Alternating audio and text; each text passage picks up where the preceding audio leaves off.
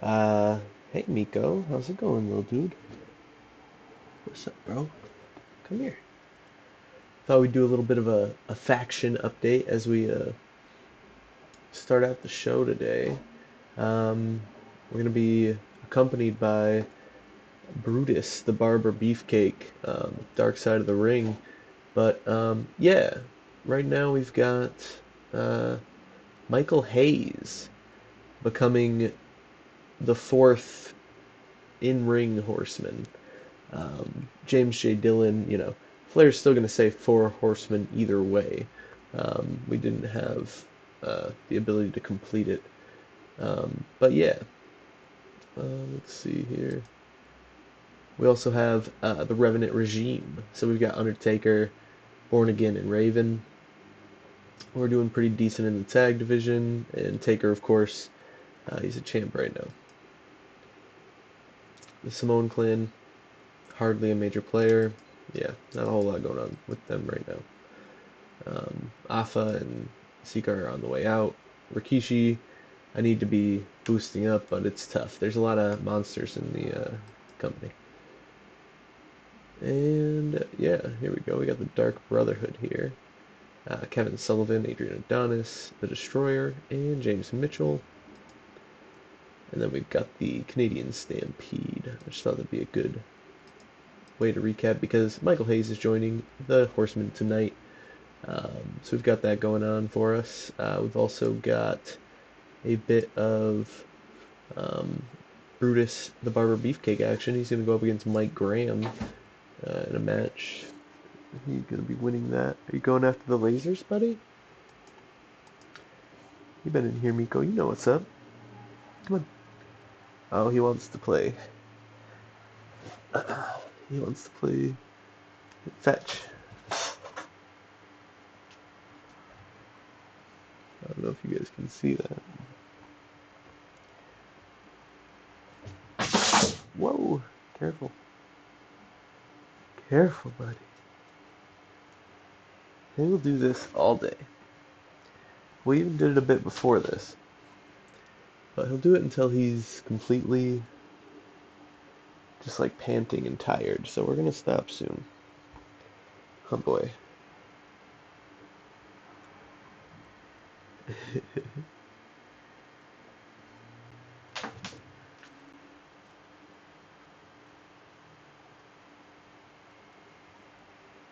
Alright, buddy. Alright, good boy. Yeah. Alright, one more. One more. Oh, you got it. You got it. You're good, bro. You're good. Alright, last one. I think he knocked it under the door anyway. That was probably in the way. I don't know if you guys could see Miko, but he's having fun anyway. That was more for him. Alright. Yeah, we got the show booked here. So without further ado, let's get to Dark Side with Brutus the Barber Beefcake.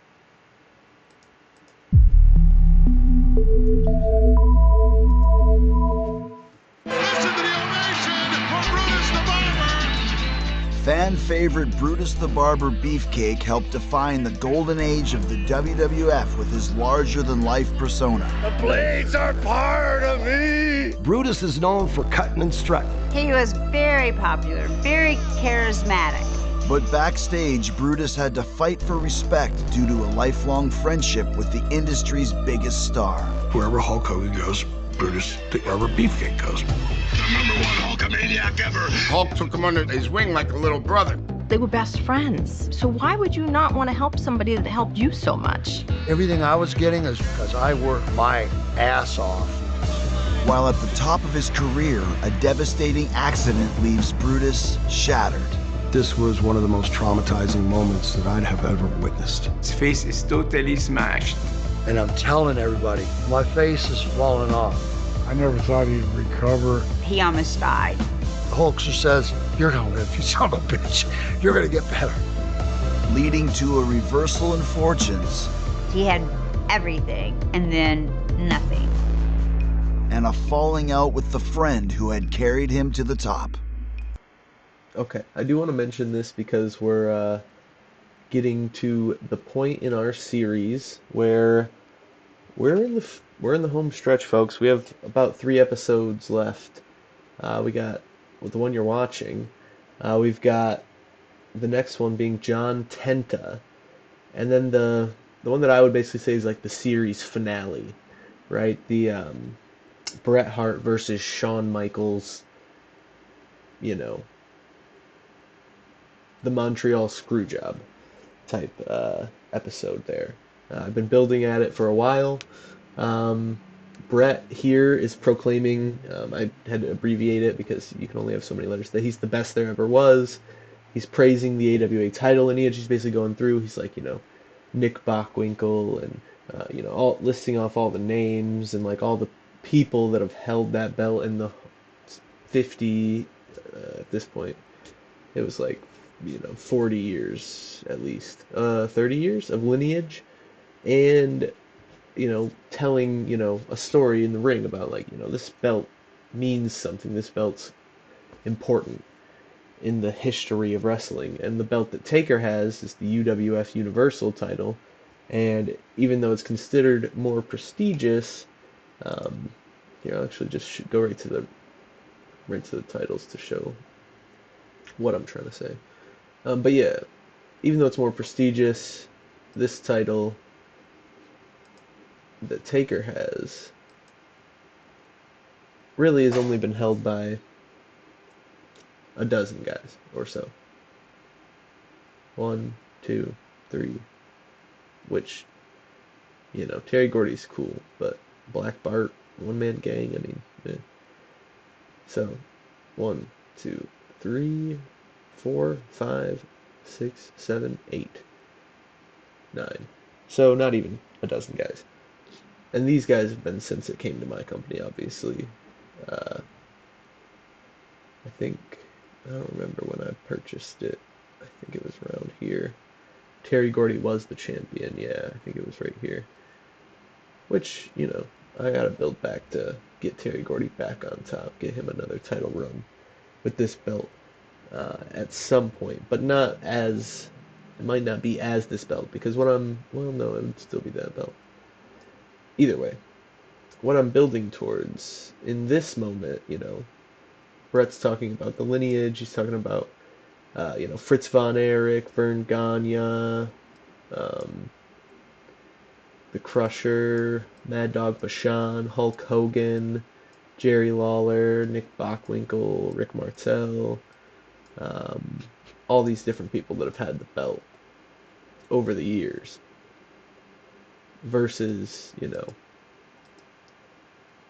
these 9 guys, and one of them's held it 3 times. And he's basically saying, yeah, I'm the best there ever was, I'm the best there ever is.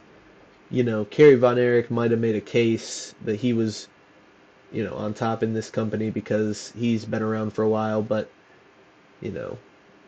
this guy's not even alive, supposedly, he's dismissing him. And he's like, yeah, I'm the best champion alive. And, I think maybe some people are forgetting about Shawn Michaels. Or Shawn Michaels might think that Bret Hart is forgetting about Shawn Michaels and making that statement. So when Bret challenges for the unification match against Taker, and Taker accepts, Shawn comes out and super kicks him in the face. And that's why the belt's lineages remain as they are. It was basically a dusty finish last night, and still pulled a 90, which is pretty fucking nice. I wasn't sure what it was going to do, but I'm happy with it. Anyway, that's what's going on here. We're building up to the finale. Hogan is a class act. And if you are loyal to Terry, Terry is loyal to you. But don't ever betray him.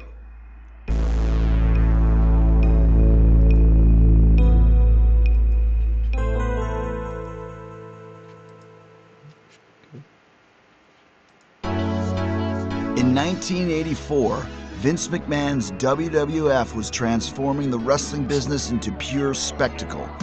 and Ed Leslie, a young wrestler from Florida, soon became one of the era's most memorable characters. I love Brutus. So do a whole lot of others. The fans like to be entertained. And let me tell you something. This Brutus character was entertaining the hell out of them. I'm Brutus the Barber Beefcake, WWE Hall of Famer.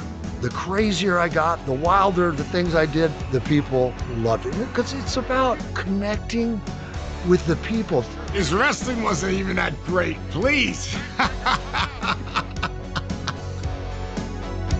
Hello, I'm Nasty Boy Brian Knobb, one half of the Nasty Boys, and I know Brutus Barber Beefcake back in the 80s. Like in our era, it was like rock star, like the Rolling Stones or something. That's one of the reasons I got in the business. Beefcake was a rock star right along with everybody on the WWF roster. People would recognize you no matter where you went. I'm B. Brian Blair, and many of you know me as one half of the Killer Bees, and I had so many matches with Brutus the Barber Beefcake that I can't count them all. Beefcake is a muscular guy, basically, with a nice butt. That's why they call me the Beefcake, because I had the beefcakes. He's flaunting his beefcakes. Definitely sizable. Gluteus Maximus. God gave me one hell of a body. I'm gonna show it off. I gotta say it, brother. It was the best looking thing they'd ever walk through their doors that I had on TV. Look at you, Sex Pistol over there. Shut up. That's what my wife says. She goes, "You were the best looking wrestler." I don't care what anybody says. You know, watching all of this stuff, like, I full on got all this stuff. Like, I'm such a wrestling fan. Like, this was not fake. I started watching wrestling on Sunday mornings. One morning, out comes this guy, and I just... my eyes spun, like hubba hubba. My name is Missy. I'm the wife of Brutus the Barber Beefcake. It was like tunnel vision. Like, I am in love with this friggin' guy. Who is he? The first time I met Missy in 1986, Boston Gardens, she snuck in the backstage area and she come running over and yelling, "I love you, I love you." I was like a little taken back at that point, going, "Oh my God, this girl's beautiful." So how did you reconnect with Brutus after all these years? Huge wrestling fan, internet dating. You know, you meet guys online and, oh, what do you like? Oh, I like wrestling. So I was talking to this one guy. I'm telling him, you know, my Brutus Beefcake story, and he says, "Oh, Beefcake lives in Winchester." What? I'm in Quincy. Hello. So I texted him and I said, I want you to know that I'm a huge Brutus Beefcake fan, and it's been a fantasy of mine to sleep with you, and I just wanted to know if you thought that was possible. The phone, ring, ring, ring. Hello, yeah, can we meet? This is pretty exciting, but I wanted it just to be like a one and done. I didn't think, you know, anything was gonna happen from that. He kept calling. When we started dating, he'd say, "I'm your friend, I'm your best friend." And I used to say, "I don't want a best friend. I just want somebody to love me." And then fast forward, I realized a friend is the best thing that you can have. If Brutus calls you a friend, it's huge, huge. The base of all of his goodness comes from there. It's a friendship from his childhood in Tampa, Florida that leads Ed Leslie into wrestling. While Ed will become Brutus Beefcake, his childhood friend Terry Bollea will transform into the wrestling icon Hulk Hogan. Me and Hulkster grew up 8 blocks apart. We were all in the same circles, same high schools. He was in a rock and roll band, played a bass guitar. And I used to see him and his buddies all at the beach. They called it Mad Beach. I was just a young punk kid hanging around. I'm the kid that wouldn't quit. I always came back. I always showed up. They couldn't get rid of me. One day, Hogan says, "Guys, I'm going to try to break in the wrestling business." That was his deal. He was a rock and roller and wanted to be a wrestler. So the phone rings. Hey, kid, want to be a wrestler? So we start working out twice a day, 6 days a week in our little homemade gym. And after like 12, 14 months, we were both monsters. Terry gets the opportunity to train professionally with the legendary Hiro Matsuda, and then shares what he learns with Ed. Terry was getting stretched in the dungeon, and it was very, very difficult. You fight for your life and survive, or you run out without your clothes.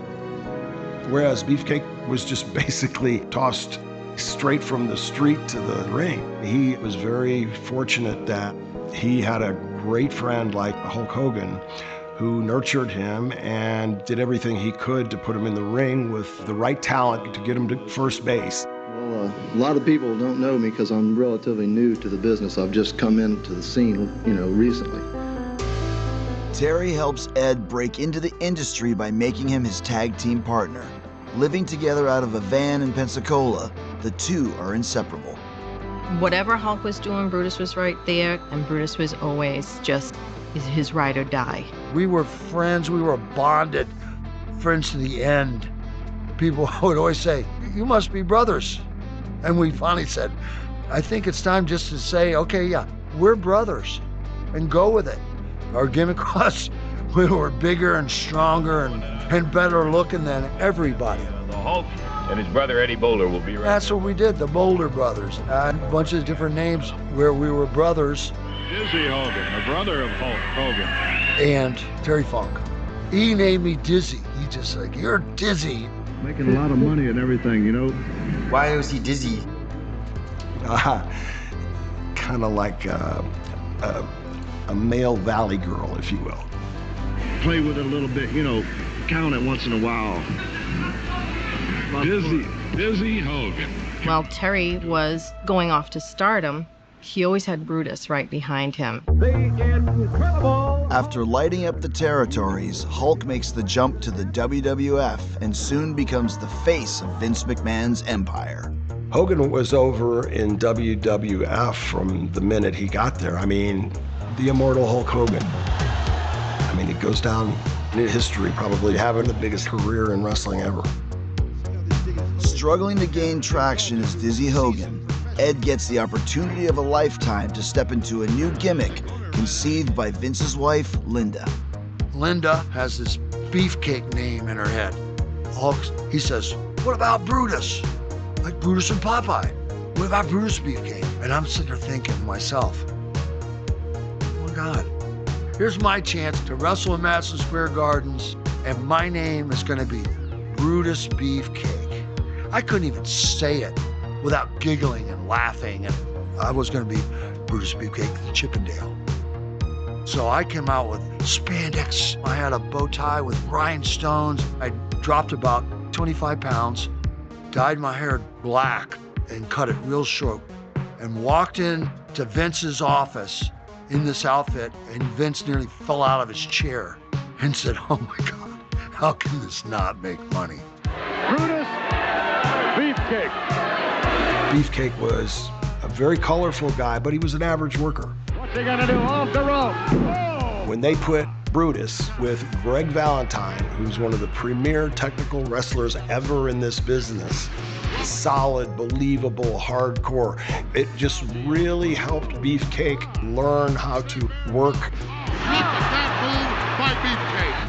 Beefer, to his credit, adapted very, very well. He was really finally understanding the art of the business. He was green, but he was good. I could see the potential. I'm Greg the Hammer Valentine, WWE Hall of Famer. I was Brutus the Barber Beefcake's tag team partner. Not only did we draw money, but we had a lot of fans that cheered the bad guys, the heels, and they loved us. Brutus was a chick magnet. I mean, I could get girls that wanted to, but we're talking about Brutus. Boston is our town, Hammer! He talks too much sometimes. The fabulous Willis. Look at that face! Look at the face on her! He gets on a whim, and I go, shut up, man. No, but we were a perfect combination back then. The match made in dream team heaven. Our matches were incredible. The people went nuts over them. That was the point where we knew, like, we've made it, brother. Tag team champions. After almost 3 years of success as the Dream Team, the decision is made to split the pair and for Brutus to become a colorful new character. And they hand me this white cosmetology jacket and then give me a pair of scissors and say, now you're the barber. What do you mean I'm the barber? You're the barber, Don't you think dude. you maybe should have given me a little warning? First thing I do is go into the dressing room and just start breaking everything I could find. Finally, somebody went and found Hulk. So you better go find Beefcake. He lost it. He's tearing the place up. So he comes in. What's going on? And I said, what's going on? This is what's going on. I quit. This is bullshit. What does a barber do in wrestling? He says to me, what if you use the sleeper hold and put your opponents asleep? You get the scissors and you cut off some of their hair. Look at, he's got a pair of scissors. The guy thinks he's a barber now. Brutus the Barber, Beefcake he wants to be known as. I was strutting all over the ring. We're going to talk about strutting and cutting here. And then cutting. Remember, it's not whether you win or lose, but how you cut the hair. This is horrible. You could see that Eddie had matured, and he was taking strides that made Brutus Beefcake into one of the premier WWF characters. What are you gonna do when the Barber and Hulkamania run wild on you? Definitely didn't hurt to be Hulk's friend. And definitely Hulkster helped Brutus out big time. Anytime they mention Brutus Beefcake, they always mention, oh, well, he's Hulk Hogan's best friend. It can help and it can hurt you because jealousy of the friendship, that's all. That's all it is, jealousy. I'm Missy Hyatt, the First Lady of Wrestling, or I like to be called the Walking Riot. And I'm really good friends with Brutus the Barber Beefcake. Whether he was Hogan's best friend, he wouldn't have been in WWE for as long as he was. Unless you draw money for Vince, you're not going to be there. People could think whatever they want. It didn't matter. I didn't care. And a slingshot. I was good at what I did. I was at the top of my game. It's all over. We had WrestleMania in March, beat Mr. Perfect, and then the next step was SummerSlam, take the belt, boom, and get to where I was supposed to be. But then Brutus was in a catastrophic accident. I can picture this like it was yesterday. He was living a nightmare. Nobody knew whether Brutus was gonna live or whether Brutus was gonna die.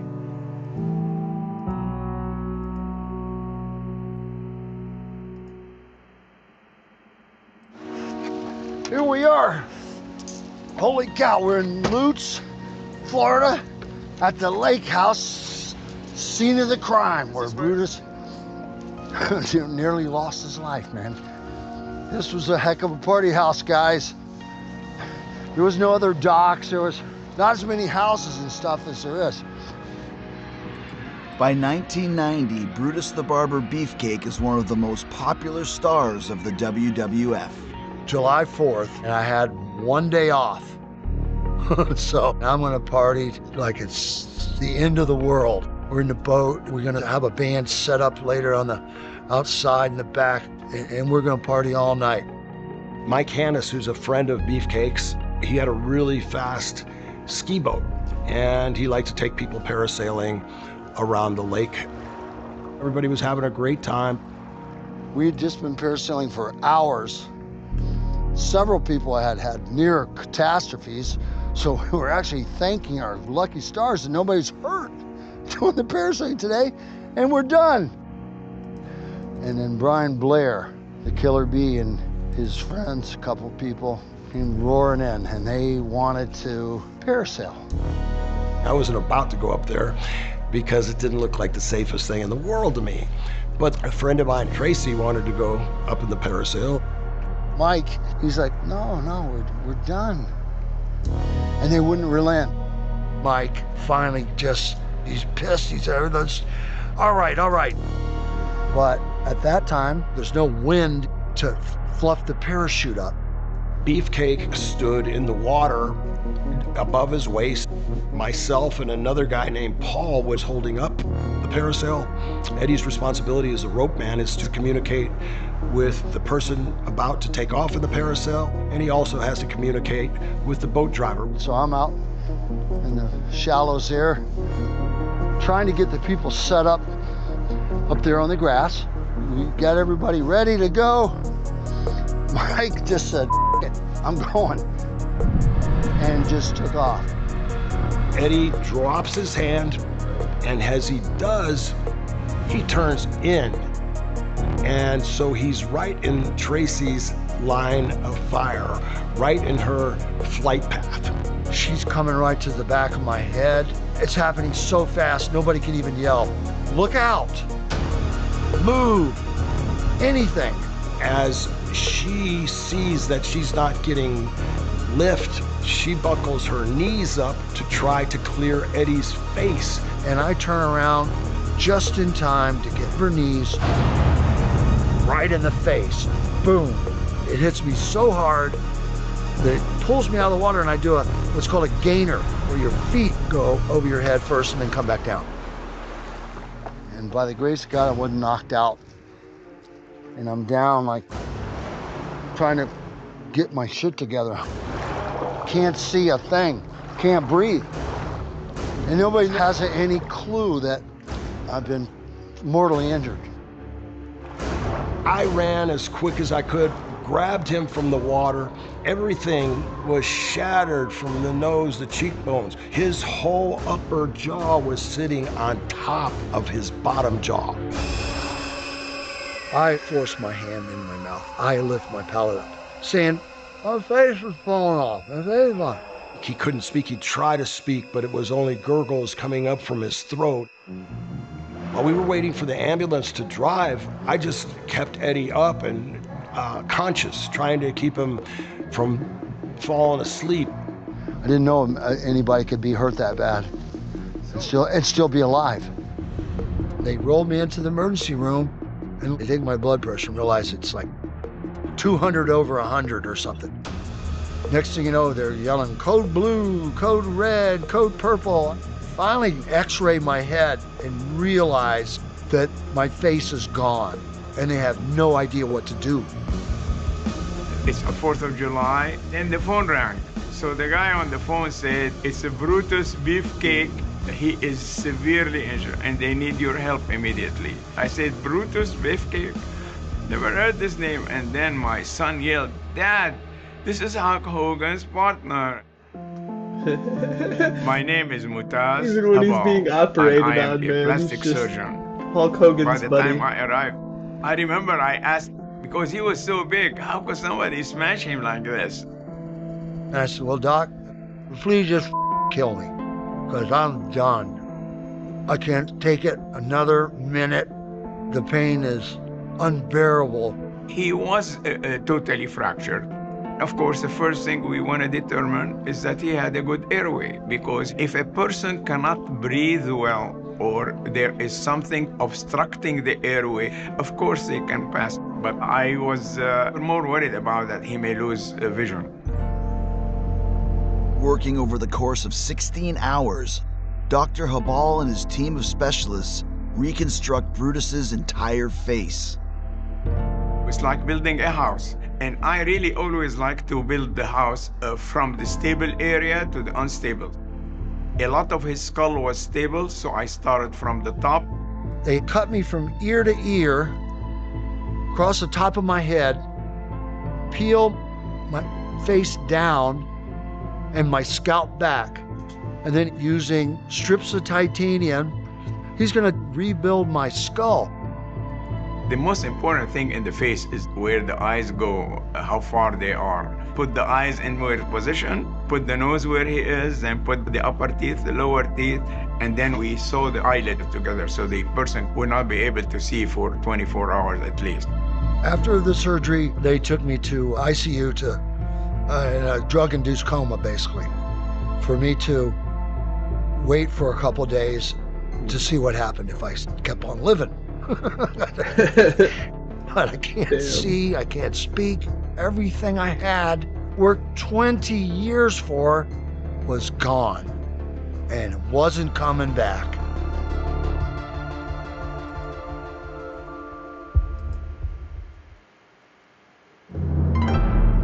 Following surgery to repair Brutus Beefcake's shattered face, he is put into a medically induced coma. With no guarantees for his survival, doctors contact the one person Brutus can depend on. They said, we need somebody there to talk to him, because if he wakes up and he panics, we need to have a familiar voice. Both of my parents had died within 2 years. I was going through a horrible divorce.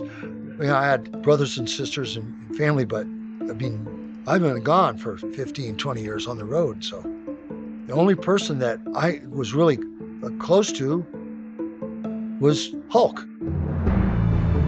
Concerned about his best friend, Hulk Hogan leaves his pregnant wife in California to be at Brutus's bedside when he wakes up. They said, look, we bring him out of this drug-induced coma. We have no idea what's going to happen. Is he going to freak out? Oh, he says, don't worry about it, Brutus. I'm going to take you home to California. We're going to get you better. I don't care what the doctors say. You're going to live. The only luck thing about for him is the impact was right in the middle of his face, between the eyes. If it was on the right or on the left, he would have lost vision in one of those eyes. Surviving is a miracle. To regain his vision is also a miracle. Terry was there, you know, talking to him. They're walking down the hallway, and Brutus's eyeball fell out. Like, popped out of the socket. And Hulk's looking at my eyeball popped out and says, oh my God, Doc, we got to get him back. Eddie's recovery had to be extremely difficult because he had to learn to speak again. He ate liquid for so long because think about it, you can't chew food. This is a grueling comeback. I know he had a lot of prayer warriors out there. He had a lot of people pulling for him. Look at the way she's dressed. Sherry Martel. Sherry Martel and I were friends. So Sherry comes to see me, and the guys are like, you can't react. They're trying to prepare her. So, when you see him, you can't react. Because if you do, you might totally freak him out. Door opens. Sherry has like this big stuffed animal and cards and stuff. Takes one look at me and goes, ah! She's just some ghost or something, like screams. First thing they do is like grab her and throw her back out of the room. Like, you trying to kill the poor guy? And she's out in the hallway screaming and crying, going, oh my God, I can't. I was almost laughing. I was like, that was the shit ever. That's real funny shit. It set the tempo kind of for me. Then, you know, it's like, I can't feel sorry for myself. Sometimes you don't get the cards you want, but you got to play them anyway. The only thing I hoped for was to at least be recovered so I could do something. No, nobody expected me to ever really come back to wrestling. I remember he pulled up at my house and I looked at him and I go, oh my God. I just felt so bad for him. As soon as I was able to get back in the gym and start working out, my body responded instantly. It was like magic. I'm with Hulk. We're in California training and getting better and getting better. The doc says you can't wrestle. And I had no intention of wanting to get into the ring and die. With recovery costs mounting, Hulk ensures that Brutus doesn't go broke. Doing the movies, you know, I was looking for a new career, hoping for something to come out of this. I wouldn't look behind me for $1,000,000. I hate to say he was carrying Hogan's bags. That's not right.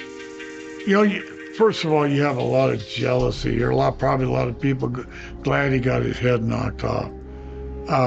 And that's bullshit. People look at him like, oh, Beefcake, all he does is carry Hogan's bag, or he carries Hogan's drugs, so if he gets caught, it'll go on to Brutus. He had his gimmicks in his bag and, money. He trusted me with his money and everything else. Ladies and gentlemen. Eager to get back into wrestling, Vince gives Brutus his own regular interview segment called The Barber Shop. Barbershop time, Brian. This is what you've been waiting for.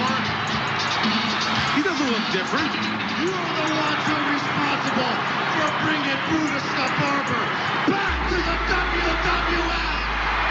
Barbershop was fantastic. Welcome to the barbershop, ladies and gentlemen. The thing you can't buy is heart. But the snake is still standing. Oh my God. Could have went on and on and on, but the Barbershop was destroyed by Sid for WrestleMania 8. That's the way they do things. At WWE, they created it, they destroy it. With the Barbershop having run its course, Brutus is taken off WWF television as Hulk takes a hiatus from wrestling due to the steroid scandal that engulfs the business. They were counting on me to deliver Hulk to them to be prosecuted, and Vince too. They thought I was going to be their golden goose. Didn't happen. I said, no, none of this should ever happen. I don't know what anybody's talking about. I helped save his ass and Vince McMahon's ass too. Returning to the WWF in 1993, Hulk Hogan is reunited with Brutus Beefcake as his new tag team partner. Beefcake had a match for WrestleMania, tagging with Hogan against Ted DiBiase and IRS Mike Rotundo. It was another gift from Hogan. Irish whip, far side, big knee right to the face. The idea was, let me see how I feel in the ring. Do I feel like I can do this every day? It felt good. Brutus's comeback is short-lived as he's soon dropped by the WWF and returns to the independent circuit. It's not until Hulk signs a massive contract to join WCW that Brutus gets another opportunity to revive his struggling career. He came with Hulk Hogan. He was what I refer to as the Hulk Hogan tax. Hulk didn't demand anything, but we had an understanding that if he wanted something bad enough, I had to pay for it. I'm Eric Bischoff, and even though I'm here to talk about Brutus the Barber Beefcake, I'm happy to be here. Everybody in that locker room knew that the only reason Ed Leslie was in that locker room was because of Hulk Hogan.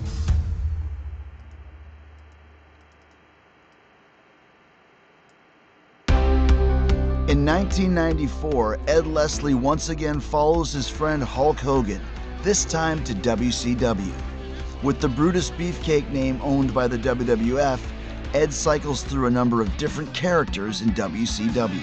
Butcher, the man with no name, Zodiac, The booty man coming out here. What's it? I was able to become a character. I was able to do it with 4 or 5 different gimmicks. In my mind, that's an amazing feat. It's like being a good actor, like Mel Gibson. Brutus thinks he's as good as Mel Gibson as an actor? Why Mel Gibson? That made me laugh there. That's a good one. Why Mel Gibson? I mean, all them other gimmicks didn't get over at all. Brutus pretty much conducted himself professionally while he was in WCW, for the most part. I think Brutus was there for the party. I'll be honest with you. Yeah, he was a partier, he was a drinker, and I've been on the back of his motorcycle when we've had a couple too many, but I trust him with my life. The day I got fired from WCW, I called him. He actually saved my life because I was getting ready to jump out the window, and he talked me off the ledge. Brutus was the savior. Brutus was the savior. Why do you have to humiliate somebody and give them all these stupid gimmicks? Brutus was treated like shit at WCW. After the Booty Man and the Butcher and the Man with No Name, Eric Bischoff is basically saying, we can't repackage Beefcake anymore. Oh, okay, here's what I'm gonna do. I went home, I went to Florida. I spent 2-3 months growing my hair really long, dropping my body fat content to 5%. 45 years old and shredded to the bone. He looked like a god. He looked like something from Grecian times. He was just sexy, sexy, sexy, sexy. I'm schwitzing over here. Flew to Atlanta, went to CNN Towers, home of WCW. Hulk says, I gotta introduce you to my new disciple. And oohs and ahs. Who's this in the ring? And then he says, oh, did I mention that that's Brutus Beefcake? So I stuck it right up all their asses. Boom. Big, hard, bam, right up the ass with that one. How about that? Despite his radical transformation, Brutus fizzles out at WCW, but bigger problems await. He had a money manager that stole all the money and went to like Barbados or something. Stole a lot of Hulks too. You're a millionaire one day and the next day you're selling your house. I poured everything I had into this home where I planned on living my life out, and now had to sell it. So now my now ex-wife takes my daughter, moves back to Boston where her parents live. To provide for his family, Brutus makes the difficult choice to move to Boston, taking a job as a toll collector for the Metro Boston Transit Authority. And it was brutal to have to live in Boston for 12 years in that cold, miserable place. He was in a bad marriage, living in an attic, worked nights with rats running across his feet. That was the hardest thing I've ever had to do in my life, but I was doing it for my daughter. This particular time, instead of aspirin, I used to have these called BC powder. I don't know if you've even heard of it. You just dump the powder in your mouth and you absorb it real fast. One of my BC powder little packets fell out on the floor. I did my shift, packed up, left. Lady came in, saw this little tiny thing down on the floor, picked it up. When she tried to open it, the powder just went poof. And she started screaming, anthrax, anthrax. And there was that big anthrax thing. It was like, you know, it was like COVID, you know? And they shut the train station down. You want the truth? You want me to lie? No, I want the truth. It wasn't anthrax. It was cocaine. If anybody falls on hard times, anybody's got a problem with drugs and addiction, they make those kind of stupid mistakes. Unfortunately, this one scared the hell out of a lot of people. It's aspirin in a little, like a little packet. You can understand why people would not believe that, right? Yeah, oh, 100%. But why wasn't he arrested? He wasn't arrested. It was a big embarrassment. They made him go to rehab. Eventually, when I went back for my review, they fired me. They let me go, which I was extremely happy about. Out of a job and with his marriage ending, Brutus is forced to reckon with the toll wrestling has taken on his body and his life. When you're a wrestler on the road 350 days out of the year, your body is beat to shit. Just to get in the ring, 9 out of 10 guys had to take something for the pain. You take the pill, you have a little drink. It's very habit forming. I can't do these pills, and I can't do this anymore because it's going to take my life. And Missy took me in and gave me a home and a place to live. And she was there at a time that could have went either way. His friends would give him pills and drag him around to bars and say, we got Brutus Beefcake. Brutus is not a loser like that, but he had a habit. He had a up life, and he was numbing himself. We have weeded out all of the assholes. All of that is gone. Go kitty, sit. Great main event. I never play with it though, because I'm too afraid I'm gonna break it. What? Hell no, he runs after Sean. I don't even know how he proposed to me. He would always say, I want to marry you. You're the love of my life. Nobody's ever done the things for me that you've done. Wow. How exciting. What would you like? 33 years ago, tonight, you were in the hospital, almost dead. And now look at you. Go ahead, Daddy. Lauren. Lauren, Daddy!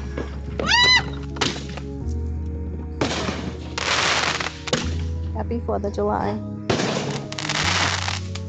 Cutie pie. Look how happy. She's an amazing woman. She's beautiful, she's smart, she's intelligent, she knows what she wants, and I love that about her. I'm so happy that he found someone that just tickles me to death. Brutus returns to the wrestling business in 2008, this time with Missy by his side. We did the Hogan and Friends thing. That was the first time that I met Hogan, but Brian Knobs was right there to tell me, you're not in the fold until Hogan says you're in the fold. I was working hard and wanted to get back to Florida. All the, those years I was there, I wanted to go back to Florida. We visited with Terry, and everything was great. We had a good time. We went out one night.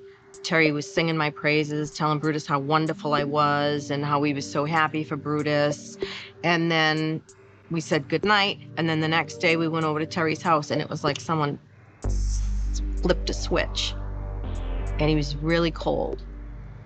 And I remember thinking, something happened, something's changed. I don't know what set him off, what happened. Brutus Beefcake, him and I had a falling out. It's got a lot to do with the lady he's married to. We've heard that the incident between Hulk and Brutus stems from Brutus's new wife, Missy, and Hulk not liking her. No comment. Hulk is a very great guy and a very good friend, and I can't see him, being mad at you unless you did something. I don't pry into people's business too much, but Terry said, I had to write him off. His exact words, I had to write Beaver off, man. He's just too much. I think Beefcake took advantage of Terry. And, you can only have that happen so many times. You can forgive so much, and then you've got to move on. Were people trying to protect Brutus from you? No, not in the beginning. Not until they realized that I was a take no shit. Brutus isn't going out working for $300. Not happening. Then I became like the threat, though she's difficult. I feel bad for Missy because she's been so misunderstood by so many people. I've witnessed the monster. That jealousy is so horrible because she's so beautiful, she's so loving, she's so nice, that people hate her guts. It's hard to have a relationship with someone year after year, 365. You're partying, you're hanging. Every day the phone rang 2, 3, 4 times. They were close. And I know that he misses him. So where is it at now? They are not talking.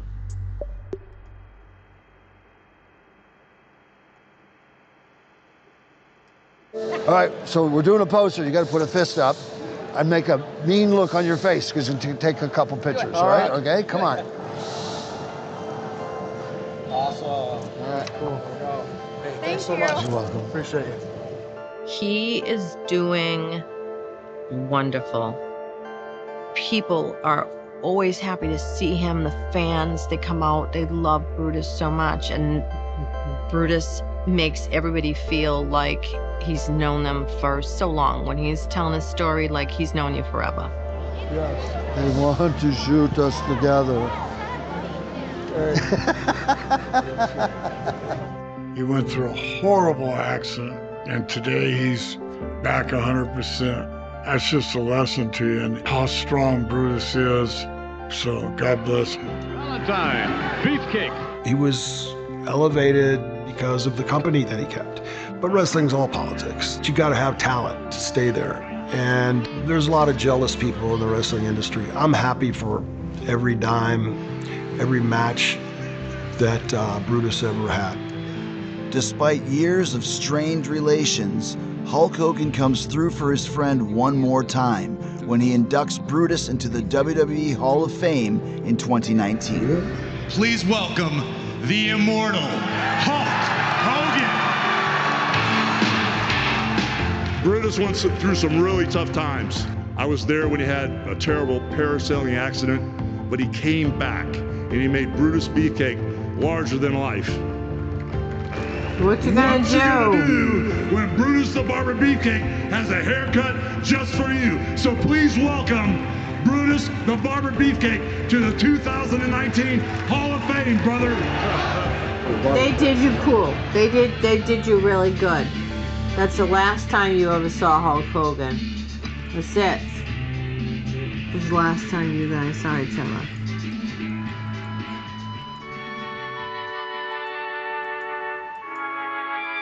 Hulk and I were best friends and have been friends for years. We could be friends again at the snap of a finger. How would I know that the guy in the front row heckling all the wrestlers at the Armory in Tampa would become my best friend? You all know him as Hulk Hogan. I love you, brother. Thanks for all the good times and the good times to come. So I must also say thanks to the... That's what my ambition is, to hopefully be able to shake hands and look him in the eye and say, you know, thanks, buddy, for being my friend and all that we've gone through in our lives. And, you know, I love you. And boom. But like I said before, you get dealt your cards, you got to play them.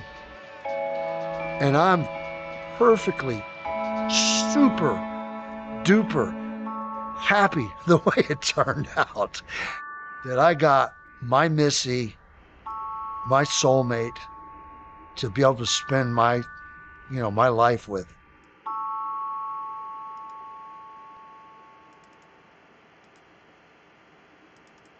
And that is the Brutus the Barber Beefcake episode. I had not seen that one yet. Oh. We are not going to leave that up to the road agent, by the way. But yeah. Get a few other title matches on here, but we're booking toward the pay-per-view. The next one is Super Clash 5. Get some John Tenta action going on in here as well. Get John Tenta on the map, so to speak. But yeah, that is not as ultimately tragic as some of the episodes. You know, the participants or the subject of the episode is still alive, and you know, overall doing well. But yeah, there was some topics in there about the whole situation with Hulk Hogan and the falling out and all that. It was interesting. It was an interesting episode. As far as Brutus in my show here, I don't have a whole lot of plans for him, kind of booking him like Bischoff. And I mean, like I've said throughout this series, I try not to replicate, what I'm doing. I'm not going to give him some shitty gimmicks. Like, I'm not going to make him clap his booty cheeks or anything. Who the fuck we got right now? He's just a weasel. He's just a weaselly son of a bitch. But I'm not making him, disgrace himself or anything. So I guess I'm taking a little bit of a different route, but I'm not booking him to be on top either. It's the #1 company in the world, and he just isn't that guy. You're just not that guy. When you're not that guy, you're just not that guy. Oh, Miko. Miko knows. He's that guy. Alright. Peace out, y'all. I will see you in the next one.